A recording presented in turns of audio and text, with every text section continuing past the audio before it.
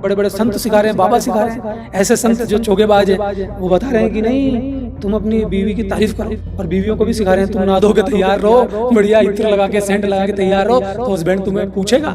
कितनी फेक जिंदगी से उनको रूबरू कराया जा रहा है।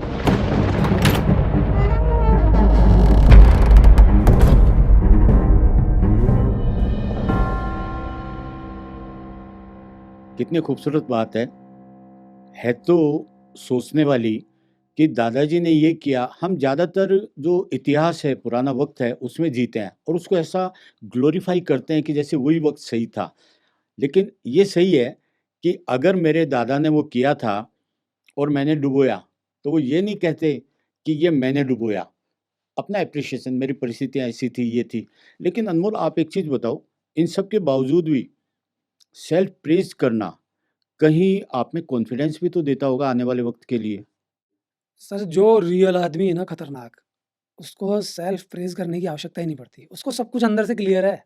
आप बोलते हैं कई बार, यार इतना अच्छी मेहनत कर रहे हैं हम लोग, इतना अच्छा काम कर रहे हैं, अनमोल तू भी बहुत अच्छा कर रहा है। सभी बोलते हैं, मैं ही हाँ, क्या? कि यार व्यूज आएंगे तो मुझे अच्छा लगेगा, पर मैं आपको क्या बोलता हूँ सर, गधों के व्यूज आए वो ढैचू ढैचू करें तो उससे क्या बेनिफिट है, आप मुझे बताओ। जो हमारा ध्येय है, जो मुझे लगता है कि होना चाहिए, तो फिर कोई दिक्कत नहीं है। अगर इसमें कुछ फ़ायदा भी होता है, लोग जुड़ते भी हैं, इसमें क्या दिक्कत है? लेकिन अंदर से इंटेंशन क्लियर है। तो जिसकी इंटेंशन क्लियर होती है, उसको सेल्फ प्रेज़ की आवश्यकता नहीं पड़ती। मेरा कॉन्फिडेंस लूज़ ही नहीं होता। मेरे लिए स्ट्रगल कुछ है ही नहीं। मैंने संघर्ष कभी किया ही नहीं। मैं तो हर काम मज़े से करता हूँ।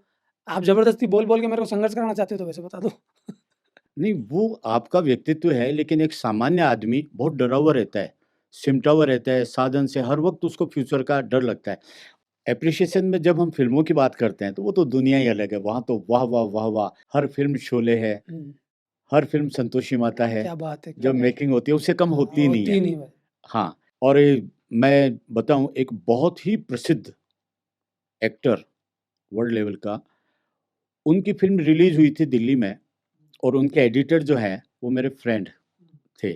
वो मुझे बताते थे शुरू में कि मैं दिल्ली गया, मुझे भेजा और थिएटर से मुझे बोला कि मुझे फ़ोन करना कि क्या रिस्पॉन्स आ रहा है। नॉर्मल चीज़ है, हर फ़िल्म का जो हाउस है, प्रोडक्शन हाउस, वो फ़िल्मों का स्पेशली, सीरियल्स का नहीं, वो देखते हैं कि कैसा रिस्पॉन्स आता है। तो एडिटर को भेजता था और वहाँ वो चीज़ बताता था जो एडिटिंग में अच्छी होती थी। हुँ, तो बोलता था, साहब इस सीन में तालियाँ बज रही है। खुद के लिए। हाँ, बड़ाई उनकी करता, वो भी खुश हैं। और एडिटिंग जहाँ अच्छी होती थी कि शार्प है, एक फाइटिंग की है, उसमें बोलता था, सर इस सीन में बहुत तालियाँ आई, और ये सच माना जाता था। और वो एडिटर मुझे बोलते थे कि क्षितिज, एप्रिशिएशन बड़े-बड़े को ज़्यादा चाहिए होता है। हुँ। तो आप इस मामले में क्या सोचते हैं? नहीं, गुदगुदी तो मस्ती है। मज़ा सा तो आता है कि जब कोई कहता है क्या अच्छा किया आपने, क्या किया। हाँ, लेकिन अगर कोई बुरा भी बोलता है ना, तो इस बात को सोचना चाहिए कि वो बोलने वाला कौन है ना? पहली बात तो दमदार व्यक्ति है ना, किसी में कमियाँ नहीं निकालता। मतलब वो ये जानता है कि दूसरा भी दमदार है, वो अपनी कमियाँ खुद समझ जाएगा। समझ लेगा। जैसे मैं तो मेरे लिए कह सकता हूँ कि मुझे अपनी कमियाँ खुद पता चलती रहती हैं समय-समय पर, और मैं उनमें सुधार की कोशिश भी करता हूँ। लेकिन सुधार की कोशिश मैं किन के लिए करूँगा? उनको खुश करने के लिए जिनका पता ही नहीं है खुद को ही। तो सुधार की कसौटी क्या है? वो मुझे आइडिया लग जाता है कि वो प्राकृतिक सुधार है कि नहीं है। अगर प्रकृति से मिलती-जुलती बात है तो फिर मैं उसको सही करूँगा। अगर कोई इंसान बोल रहा है अपने फ़ायदे के लिए तो मैं नहीं करूँगा। हर इंसान कोशिश यही करता है। अगर कोई चाय बना कर के लाया है ना, आपने बनवाई है, तो बस उसकी चाय की तारीफ़ कर दो, है ना?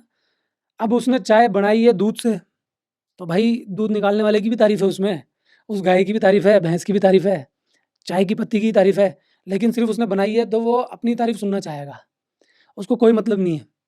अब वो कैसे भी उसने बनाई हो, क्या किया हो, तो हर इंसान को एक गुदगुदी तो होती है, प्रशंसनीय स्थिति पैदा होती है, लेकिन ऐसे इंसान डूब जाते हैं तब, जब 10 बार उनकी तारीफ़ की जाए और एक बार अगर बुराई कर दी, तो फिर उनका सारा चैप्टर खत्म हो जाता है और किला एकदम से ढह जाता है उनका।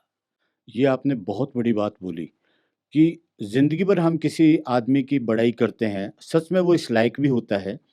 क्योंकि जब बड़ाई की जाती है, जो नॉर्मल पढ़ा-लिखा आदमी है, उसको तो कोई गुंजाइश मिलती है, तो उसको थोड़ा बढ़ा-चढ़ा के बोल देता है।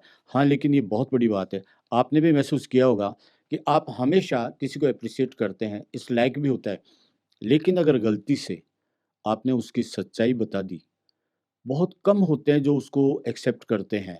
लेकिन अनमोल, सच्चाई बताते ये हाल भी मैंने देखा है कि वो आदमी उसकी लिस्ट से गायब होना शुरू हो जाता है। मारने लग जाएँ आजकल तो ये हालत रिलेशंस है। खत्म होने नहीं, शुरू हो मारने लग जाते हैं। जाते हैं।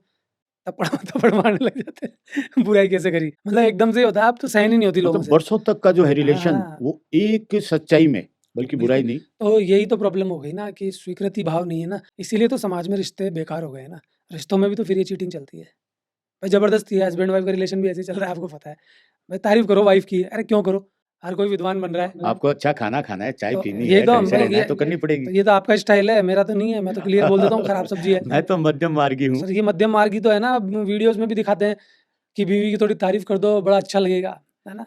देखिए दर्शकों, इनका जो मामला है वो तो एक अलग लेवल है। मेरे को जीने के लिए ये सब चीज़ों के बीच में गुज़रना होता है, जबकि मैं समझता सब हूँ। उसके बावजूद भी अब इतना सत्य बोल के ये तो चल सकते हैं, मैं अगर सत्य बोलता तो मैं वर्ल्ड टूर नहीं कर पाता था। तो यही मैं आपसे कह रहा हूँ कि फीमेल का खाना कैसा भी हो, वाइफ़ का खाना कैसा भी हो, मैं यही आपको कह रहा हूँ कि कभी खराब होता ही नहीं। हाँ, मैं यही कह रहा हूँ वाइफ़ का खाना कैसा भी हो, हमेशा अच्छा ही बताना है ना? तो और ये चीज़ सिखाई भी जा रही है, बड़े-बड़े मोटिवेशनल गुरु सिखा रहे हैं कि वाइफ़ कैसा भी खाना बना दे, उसको अदरजूल में रखो, तू बहुत शानदार बनाती है। लेकिन अगर वाइफ़ बुद्धिमान है और वो जानती है कि सब खाना अच्छा नहीं हो तो सकता, सर तो आपका बुद्धिमत्ता इंप्रेशन बुद्धिमत्ता तो गौण कर दी ना, ऐसी झूठी तारीफ़ कर के बुद्धिमत्ता तो सलट ही जाएगी ना। तुझसे बढ़िया तो कोई है ही नहीं, तुझसे खूबसूरत तो कोई है ही नहीं। अब सारी औरतें खूबसूरत होती हैं, नाई नहीं है, सूगली है, उसको भी बोल रहे खूबसूरत है कि वो उसका काम करेगी। तो ये झूठ का प्रभाव भी तो उनको गलत जगह पे ले जाता है। हाँ, फिर बार-बार मस्ती चढ़ती है कि हमारी कोई तारीफ़ करे, हमारी कोई तारीफ़ करे। माइंडसेट हो फिर जाता घर में तारीफ़ नहीं होती तो बाहर तारीफ़ के चक्कर में तो फँसती है ना महिलाएँ भी। फिर बाहर वाला तारीफ़ कर देता है। तो उनको सिखाया भी ये जा रहा है, बड़े-बड़े संत सिखा रहे हैं, बाबा सिखा रहे हैं। ऐसे संत जो चोगेबाज हैं, वो बता रहे हैं कि नहीं तुम अपनी बीवी की तारीफ़ करो और बीवियों को भी सिखा रहे हैं तुम नहा धो के तैयार रहो, बढ़िया इत्र लगा के, सेंट लगा के तैयार रहो, तो हस्बैंड तुम्हें पूछेगा। कितनी फ़ेक ज़िंदगी से उनको रूबरू कराया जा रहा है। हस्बैंड को तो कहा जा रहा है कि झूठी तारीफ़ ठोक और बीवी को कहा जा रहा है कि तू क्रीम पाउडर लगा के बढ़िया-बढ़िया सेंट लगा के तैयार हो। तो दोनों तरफ से ही नाटक चल रहा है। तो फिर ये सिलसिला चलता रहेगा, सब एक-दूसरे की झूठी तारीफ़ ठोकते रहेंगे, रियल चीज़ पकड़ में आएगी नहीं किसी के। तो करते रहो फिर मस्ती मज़े लेते रहो, इस तारीफ़ के अंदर क्या दिक्कत आ रही है?